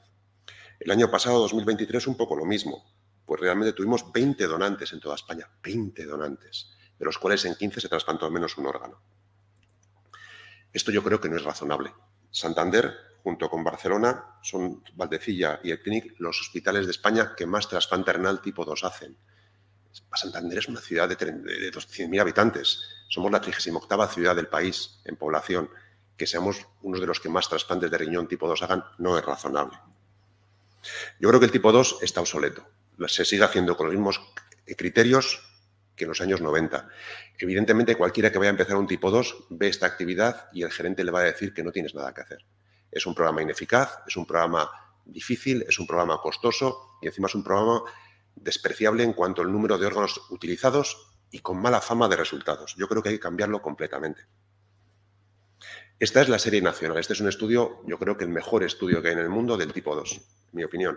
La gran serie nacional, donde realmente aprendimos un montón de cosas. Que teníamos donantes muy jóvenes, claro, pero que teníamos una disfunción, o sea, un órgano nunca funcionante, un riñón nunca funcionante en un 10%. Es una cifra difícil de asumir y una DGF del 76%. Ya empezábamos a ver cosas, que no se puede violar la edad del donante, porque cuando tenías una edad del donante de más de 60 años, tenías un 23% de riñones nunca funcionantes. Y el tiempo de isquemia caliente, en cuanto empezamos a pasarnos, y sí, hablamos de 150 minutos, y oímos a gente que dice, y te puedes ir a 180. En cuanto pasábamos de 130, empezamos a tener tasas de riñón nunca funcionante muy importantes. Y, por supuesto, todas las terapias experimentales de perfusión fría y tal eran absolutamente inaceptables. Cifras muy, muy inaceptables. Vemos por otros compañeros, como en este caso el grupo del 12 de octubre, que la fase intrahospitalaria, desde que el paciente llega al hospital hasta que el paciente es canulado, hay casi 50 minutos de tiempo. Yo creo que ese tiempo se puede reducir. Esto es un tiempo prácticamente reproducible en otros hospitales. Lo hemos visto en los datos de San Carlos y es lo mismo desde que el paciente llega hasta que confirmas la muerte, permiso judicial y canulación, casi una hora. La hipótesis que tenemos es que hay que aplicar criterios más estrictos, hay que tener mejores resultados y lo que planteábamos era hacer nuestros resultados con unos criterios de aceptación mucho más estrictos que los convencionales. Edad existe a 60 años, jamás asociábamos riesgos, edad, no flow period y isquemia caliente no podían estar todos en el límite alto de la aceptabilidad, reducíamos el timing hospitalario, luego lo comentaremos, y la llamada telefónica siempre se atiende por un médico experto, nada del de guardia. Siempre llaman al mismo, si el mismo no puede coger, llaman al segundo y si no al tercero. Cuando hablábamos de no asociar riesgos, hablábamos de esto. La edad máxima 60 años, pero lo ideal por debajo de 50. El periodo de no reanimación desde que se para hasta que se reanima, 20 minutos, pero lo ideal por debajo de 10. Y el tiempo hasta entrar en ECMO se puede llegar hasta 150, pero lo ideal por debajo de 120 minutos. Uno de los 3 factores tiene que ser ideal. No podemos estar cogiendo un paciente de 58 años que se empieza a reanimar a los 17 minutos y que entra en ECMO a los 144 minutos. En teoría es un donante aceptable por los criterios nacionales, pero es un donante que es un desastre. Va a ser 2 riñones no funcionantes que van a dejar sensibilizado al receptor. Esa es por lo menos lo que pensamos nosotros. Y en general nosotros, en nuestro caso, para descartar siempre utilizamos la máquina ex situ. No tanto porque creamos que esta máquina mejora el riñón, sino porque si vemos resistencias muy elevadas sabemos que va a ser un riñón posiblemente no funcionante. Bueno, esto es lo caso normal, nuestro paciente. ¿Cómo bajamos el término hospitalario? El paciente, el cadáver no puede estar moviéndose por el hospital. se recibe en un sitio, en nuestro caso en la UCI, puede ser en quirófano, puede ser urgencia, en nuestro caso en la UCI, y todo se hace allí. Allí confirmamos la muerte, allí canulamos, allí preparamos y allí hacemos todo. Creo que es una ventaja hacerlo en ciudades pequeñas. Nosotros jamás hemos necesitado el silencio administrativo. Nosotros solo tenemos 6 juzgados de instrucción en Cantabria, en Santander, perdón. Conocemos a los jueces. A los 2-3 minutos tenemos el permiso afirmativo. Podemos reducir mucho los tiempos. Eso es una gran ventaja en ciudades pequeñas. Es posible que en Madrid o Barcelona sea imposible, porque habrá 80, 90 o 100 juzgados. Pero en ciudades pequeñas es muy sencillo. Y lo cierto es que nunca hemos tenido que esperar 15 minutos. Siempre hemos tenido el permiso. Y ahí ahorramos minutos. Nada, pues como siempre, con el cardiocompresor dándome el Lucas, canulamos rápidamente. En este caso siempre es en la UCI. Usamos una cánula doble, como pueden ver ustedes, para no tener que meter el balón por la arteria contralateral. Y esto es muy importante, porque agarramos una punción. Y canular a un cadáver que lleva 100 minutos de parada es muy difícil. Eso de que lo hace cualquiera es mentira. Es muy difícil. Esto es una cánula normal, una cánula que usamos en cirugía cardíaca. Así es que esto cuesta nada. Esto es lo que lo tenemos en todos los hospitales para la cirugía de válvulas. Y estos son nuestros datos. Hemos tenido 38 donantes. En ocasiones tenemos la peculiaridad, a veces hacemos solamente preservación pulmonar. Pero tuvimos 29 donantes de riñón, de los cuales 3 los excluimos, nos quedamos con 26. De 52 riñones posibles, trasplantamos 43. 37 en Valdecilla y 6 en otros hospitales. Hemos analizado todos. De los 9 riñones no válidos, pues 2 donantes por mala perfusión, un donante porque tenía una biopsia muy inadecuada, en una era un receptor AB y no teníamos un donante AB, bueno, por lo que ven ustedes. Ojo, la tasa de descarte renal muy bajita, 17%. Quisiera insistir en esto. El tiempo de parada cardíaca hasta iniciar la RCP, ven ustedes que somos súper estrictos. Nuestra mediana es de 10 minutos y casi todos por debajo de 15.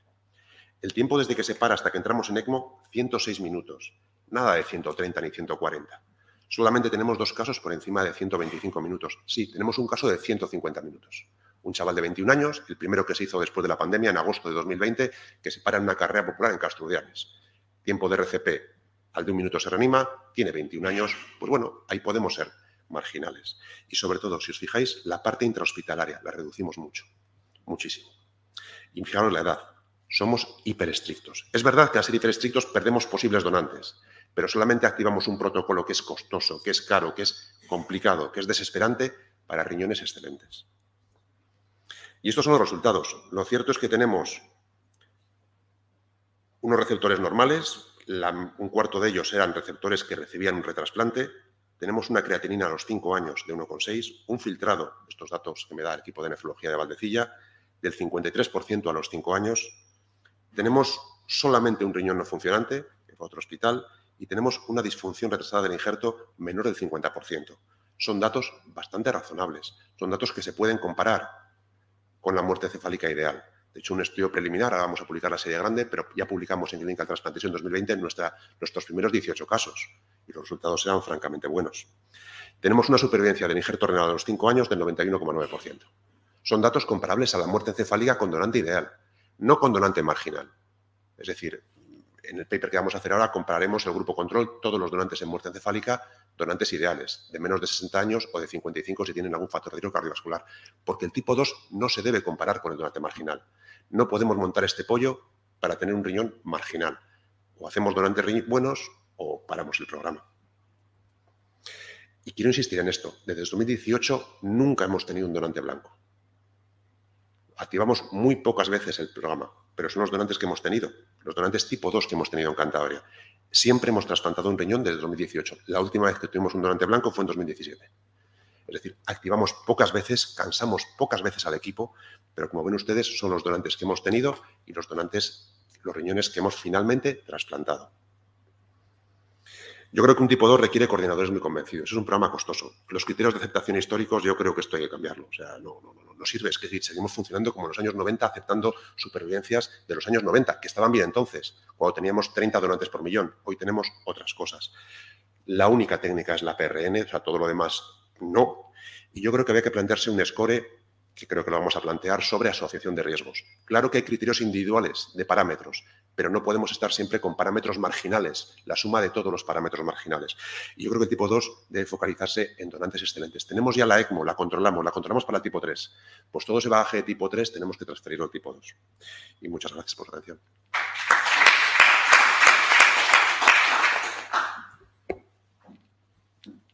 Gracias, Eduardo. Yo estoy totalmente de acuerdo contigo. El enfoque tiene que ser hacia la excelencia, porque si no es un trabajo, yo creo que infructuoso, que queman los equipos y encima, pues, a efectos de costes y de sostenibilidad, está claro que es así. Mi pregunta es si debemos exigir ese grado de excelencia para el donante pulmonar aislado.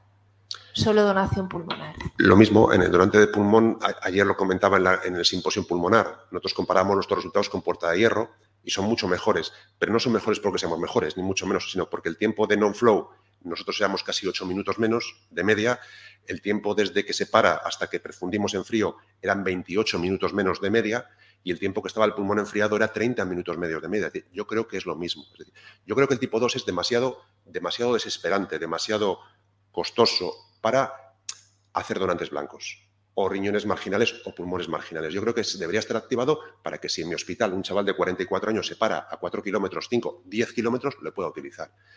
Yo creo que esa es la manera. No hacer números, sino tener buenos órganos. Y sobre todo que confíen, porque hoy día yo soy un nefrólogo y con la mala fama que tienen los riñones es que dices, ¿para qué quiero un tipo 2? Nos cuesta mucho ofertar, ahora ya nos los cogen. Nos ha costado mucho que nos acepten riñones en otros hospitales. Mucho. Porque yo creo que empieza a haber una gran desconfianza y cada uno trasplanta su riñón. Gracias, Eduardo. Muy interesante. Una pregunta. ¿Vosotros estos protocolos que estáis siguiendo los aceptáis ya, o sea, los establecéis ya en la prehospitalaria cuando os llaman el SEP, bueno, el Sistema de Emergencias Médicos Hospitalario? ¿Ahí es donde paráis el golpe o lo paráis en el hospital? No, por teléfono. La llamada, nosotros, el sistema que tenemos es la primera llamada siempre es a mí. Si yo no cojo, María Ángeles Ballesteros, y si no coge, Borja Suberviola. 3 personas nada más. Y si no cogemos, vuelven y si no, se suspende. Pero todo lo paramos allí. Fundamentalmente, ¿qué sabemos allí? Muchas veces en la llamada telefónica a veces no tenemos datos, pero sabemos la edad. A veces no, pero te pueden decir, parece joven. Preguntamos 4 cosas y el tiempo de distancia. Ahí calculamos y hacemos un cálculo de riesgos. Y si, mira, si son 57 años, es un poco obeso y estamos a 30 kilómetros del hospital y llevan 40 minutos reanimando, no lo cogemos. Ellos saben que somos muy estrictos, pero lo paramos allí directamente. ¿24/7? 24/7. Eso no quita que haya 30 días al año, pues que a veces no estamos. Quiero decir, no pasa nada. Pero bueno, funcionamos unos 300 días al año fácil. Es evidente, no hacemos el día de Nochebuena ni el día de Nochevieja y a veces puede pasar que un fin de semana no estemos. No pasa nada. El objetivo no es que perdamos a veces días. A veces hay momentos que no podemos estar, pero funcionamos prácticamente casi siempre. Yo el objetivo no es que perdí un donante porque justo el día de Nochebuena no estamos operativos. El tema es que sacamos 38 riñones que van muy bien, más tejidos y más todo. Son donantes que van muy bien. Los equipos de trasplante de riñón están encantados, lo cogen todo. ¿Por qué? Porque es que tenemos, ya habéis visto, es que solamente hay 4 donantes de más de 55 años. Es que son, si yo tengo 52 y yo empiezo a no ser un donante tipo 2 válido para mi hospital. Sí, bueno. Sí, muchas gracias por la presentación. Estaríamos mucho rato hablando de muchos aspectos que tienen interés. Estoy de acuerdo contigo que el problema básico sobre todo es la disfunción primaria que nos va a dar un paciente que se va a inmunizar y que le vamos a complicar la vida después. Por lo tanto, uno de los aspectos claros que hay que tener en cuenta es la selección del receptor, no solo los criterios de selección del donante, ya está claro. Y segundo, el manejo que vas a hacer con el paciente con sospecha de disfunción primaria. Mantener inmunosupresión incluso después de la trasplantectomía y nosotros lo que hacemos es ponerlos en urgencia 0, por llamarle de alguna manera, para hacer un retrasplante inmediato con el primer donante compatible que llegue para evitar esa situación. Hemos de facilitar que una persona que acepta una sistolia tipo 2 que está contribuyendo a ampliar la serie de donantes, ¿no?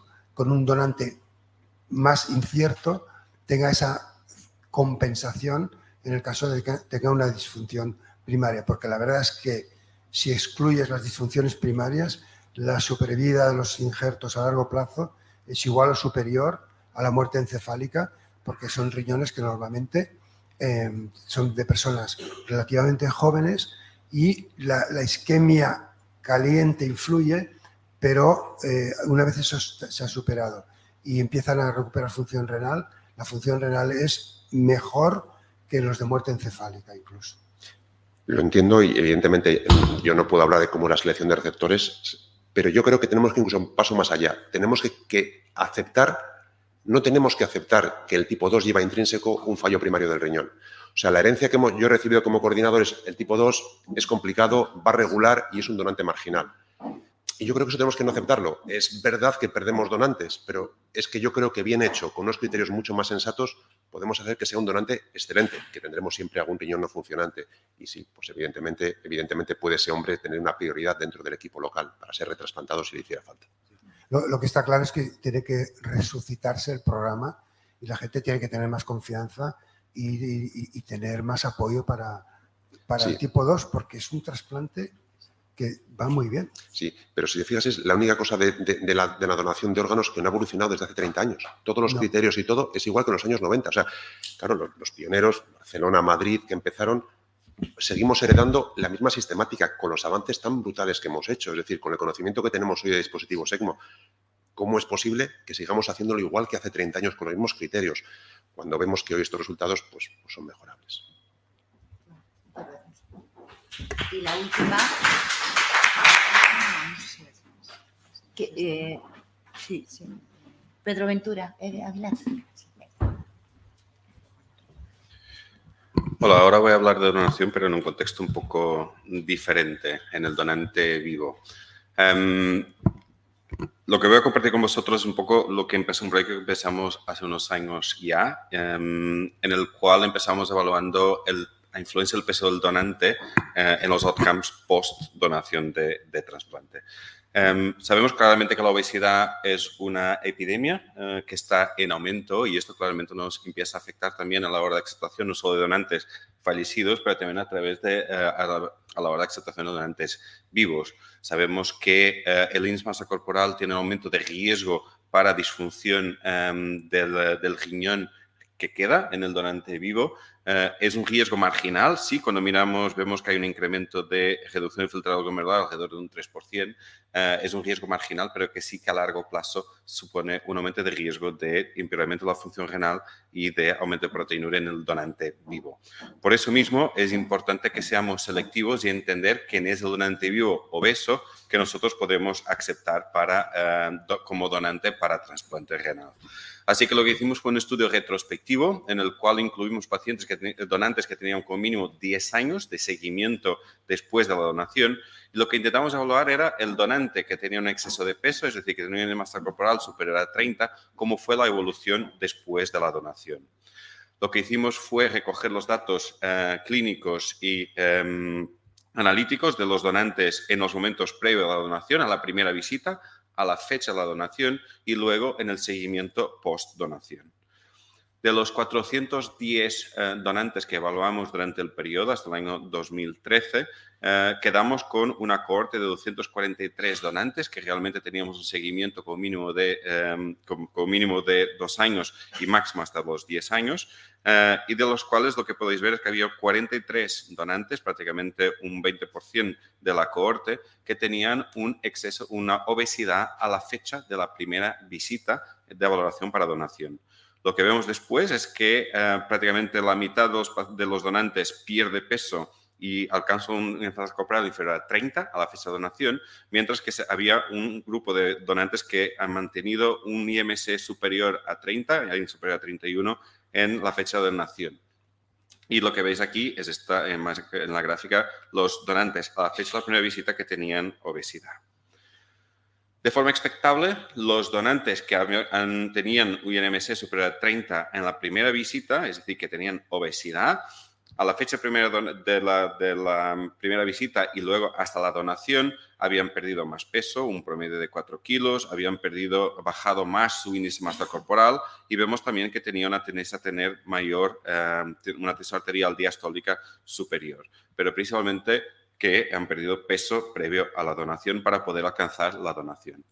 Sin embargo, cuando miramos los resultados a 10 años, lo que vemos, y el motivo de ampliar este periodo de 10 años fue justo para intentar entender esta longevidad, si luego influye en el aumento de proteinuria o en el filtrado glomerular. Lo que vemos claramente es que no hay diferencias y por eso, a pesar de que estos donantes a la fecha de la primera visita tenían obesidad, sí que han sido buenos candidatos para donación sin prejuicio en los resultados clínicos con mínimo de función renal a los 10 años post-donación.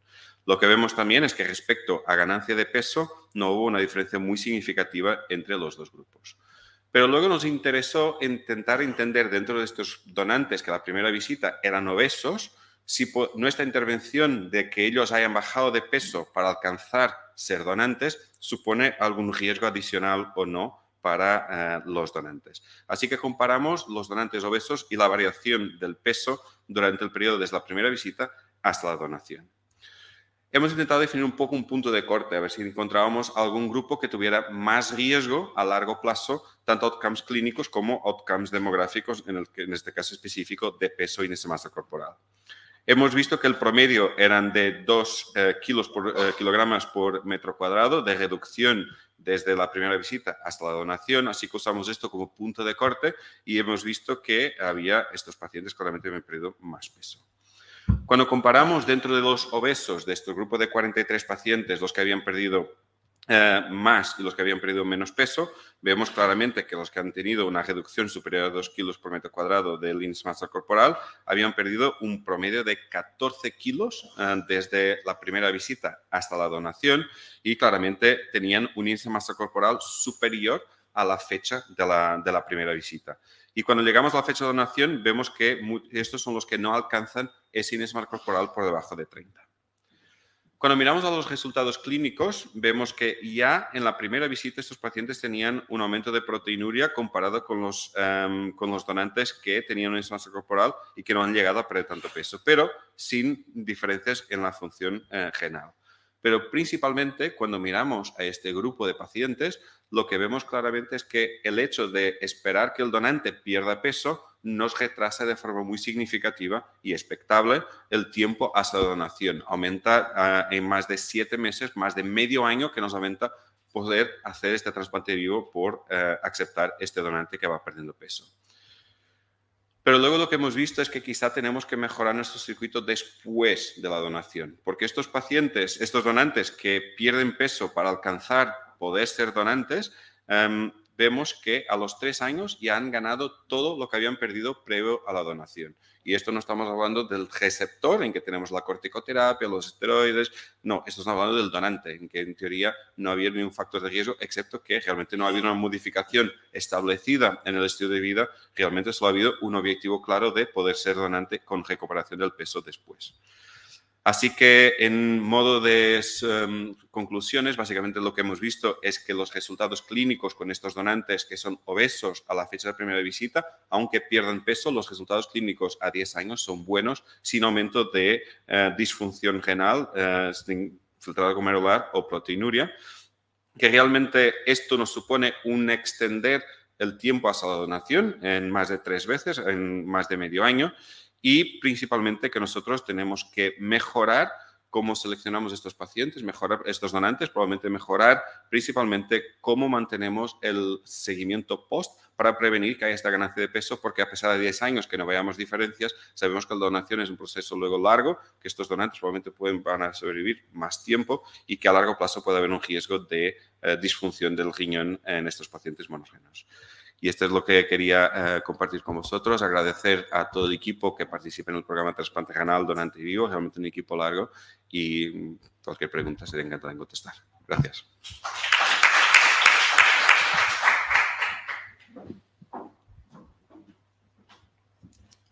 Muy interesante. ¿Sugieres algún cambio en el protocolo? ¿No vas a decirles que pierdan peso a los donantes vivos para no retrasar el...? Es decir, este análisis te puede ayudar a cambiar algo. Aceptar el donante porque ya sabemos que va a ganar peso enseguida, o sí o sí. Entonces, aceptarlo directamente en un exceso de peso. No creo que sea producente desde el punto de vista clínico. Es decir, nosotros tenemos que ser conscientes, a pesar de identificarlo, no significa luego aceptarlo. Porque en teoría, a largo plazo, al convertir el donante en monorreno, si aumentamos el peso, tenemos más riesgo a largo plazo de enfermedad renal crónica, aunque ahora estamos con follow-up de 10 años y son pocos casos. Pero sabemos que el riesgo a largo plazo es superior para la población general, para el monorreno será peor. Por eso creo que conocerlo no significa aceptarlo. Yo creo que aquí realmente implica un plan más activo en esta población de pacientes, de donantes, en el seguimiento post-donación, hacer un seguimiento más activo y no tanto el seguimiento estándar que hacemos con el donante, que luego lo vemos una vez al año como seguimiento prácticamente de rutina. Sí, pero por ejemplo, un obeso, ¿no? Decir, bueno, sacamos ya, ¿no? Donas ya el riñón, pero luego te vamos a seguir más exhaustivamente. En vez de decir, no, pierde peso, ¿no? Baja de la obesidad que tienes para ser donante. Lo digo porque ese retraso, si realmente luego van a volver a ganar peso. Quiero decir que a lo mejor cambiar los criterios de selección, un paciente obeso, ¿lo podrías desestimar por ser obeso para ser donante vivo?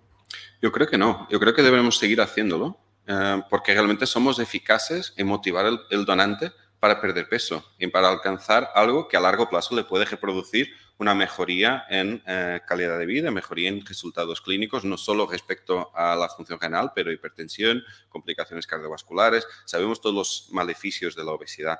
Por eso creo que si hemos logrado motivar al donante para perder peso, no creo que aceptarlo directamente como obeso o descartarlo porque es obeso, no creo que sea realmente la actitud. La actitud probablemente tiene que ser cómo mantener, después que haya logrado esta motivación para perder el peso, cómo mantener que no siga ganando peso como médico. Claro que esto, como nefrólogo en sí mismo, miramos la función renal, no vemos grandes diferencias, pero como médico, como clínico, yo creo que nuestro compromiso con los donantes y en reducir complicaciones a largo plazo, alguien que ha tenido una gesta altruista, tiene que ser un compromiso total y entonces es motivar, probablemente con el equipo de endocrino, de obesidad, para que pueda mantener, después de la pérdida de peso, que pueda mantener, ser más activos en esto. La última pregunta, para pasar al siguiente y así terminar el tiempo. Gracias, Pedro. Bueno, este es un tema que discutimos día a día en todas las sesiones en que valoramos los donantes vivos, ¿no?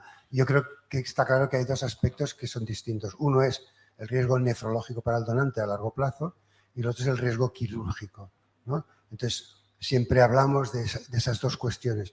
Y yo estoy de acuerdo de que el riesgo nefrológico lo hemos de trabajar para después de la donación y está claro que la única limitación que debe haber respecto a la obesidad y la donación en el momento previo al trasplante es decidir si los cirujanos se sienten cómodos o no con ese donante. ¿Que se sienten cómodos? Pues adelante.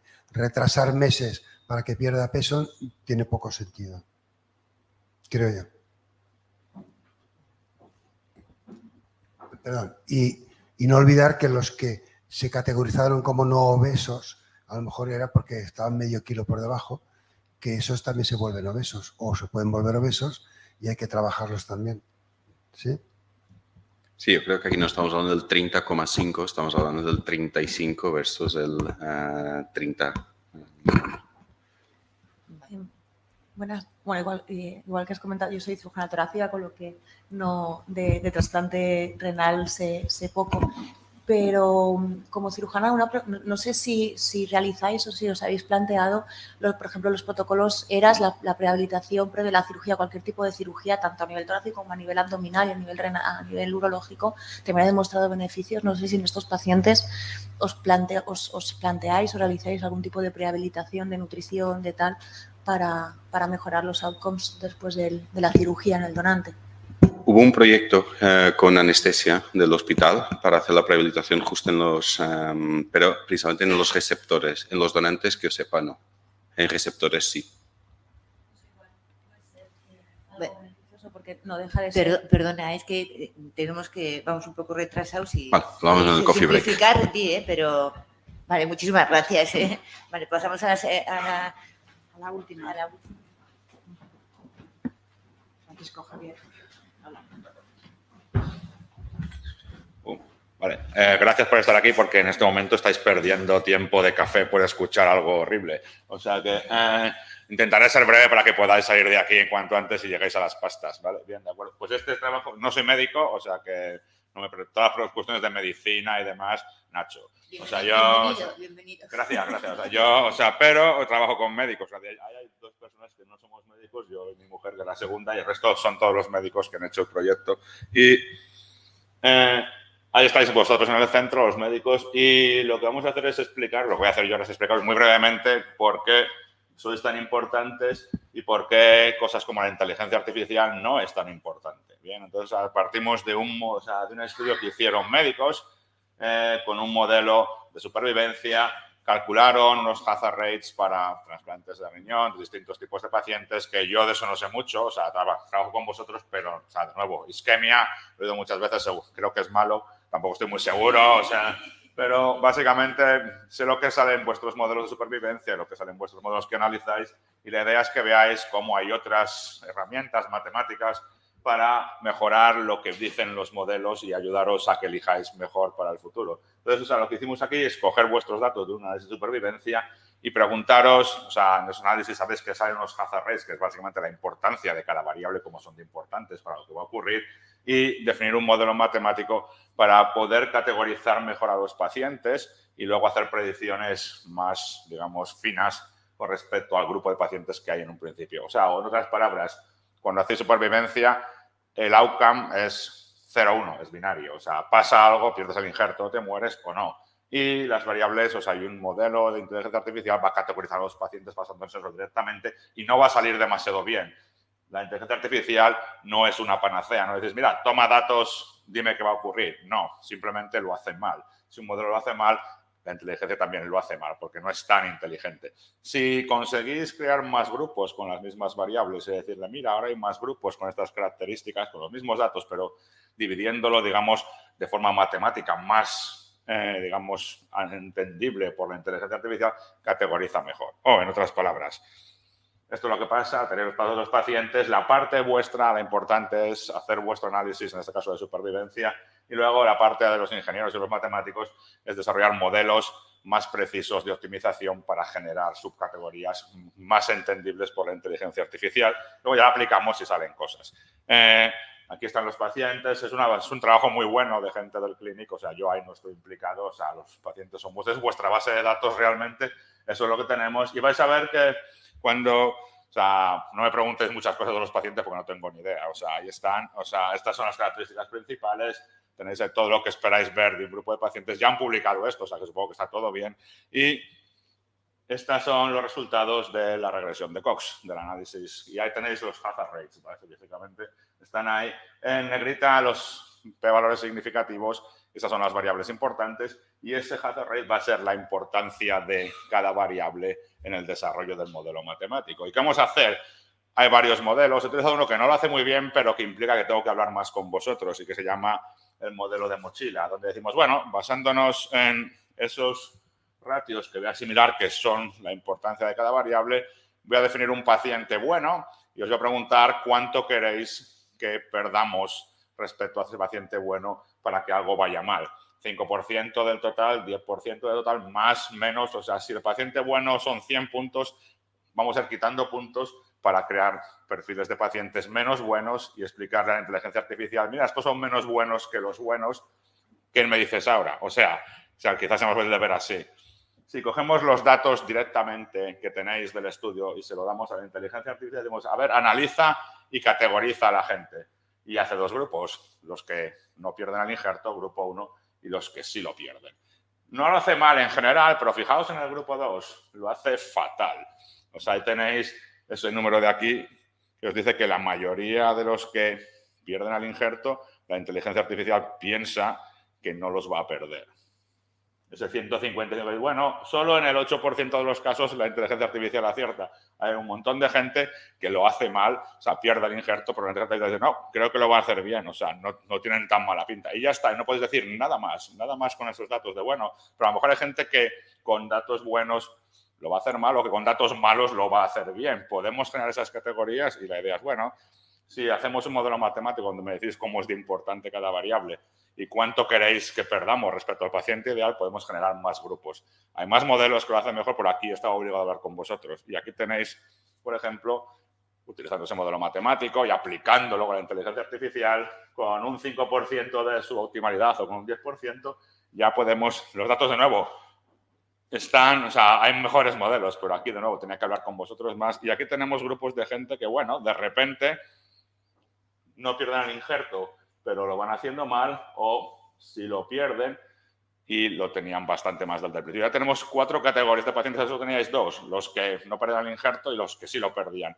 Los que sí lo perdían los identificaba la inteligencia artificial como gente que no iba a perder el injerto en su mayoría, o sea, no os decían nada bueno, o sea, simplemente era completamente inútil.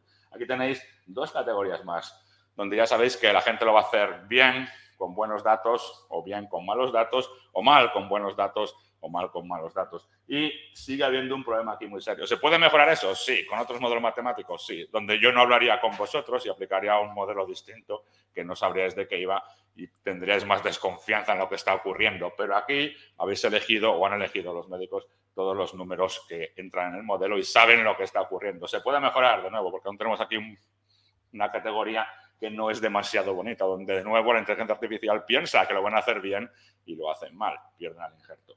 Y como sé que ya ha entrado la gente para que nos vayamos, muchas gracias y ya nos leeroslo mientras salís y preguntas o lo que queráis. Y gracias por haber venido. Y tomaos el café ya. ¿Alguna pregunta? Bueno, ¿alguna pregunta de cohetes? Bueno, muchísimas gracias. No eres médico, pero nos hace falta. Estamos encantadas de que haya gente en el Congreso que no sea médico, porque nos aportas muchísimo y porque ojalá que vengas a muchos congresos más y nos presentes cosas como estas, porque bueno, es una gozada oírle y que nos des estas clases que nos hacen falta y nos abren un poco la mente. Muchísimas gracias. No, a vosotros, a vosotros. Es muy divertido, me lo paso muy bien. No entiendo mucho de lo que decís, pero ya voy pillando palabras. Nosotros tampoco mucho a ti, pero lo intentamos y sabemos que lo que dices es bueno. Gracias.